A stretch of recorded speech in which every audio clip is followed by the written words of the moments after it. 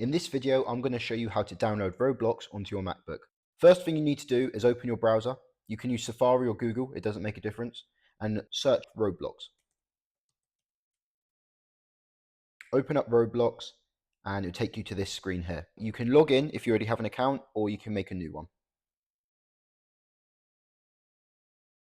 Once you've logged in or made a new account, you'll be taken to this home page here. Now what you need to do is click on a game and press the big green button. Here you can download and install Roblox. The download tab on Safari and Google Chrome are both in the top right corner. Click on the file and then double tap on the installer. Press open and Roblox will start downloading. And now you're into the Roblox app. To find Roblox once you've installed it, go to your launchpad and it should be in here. Mine's under the file games.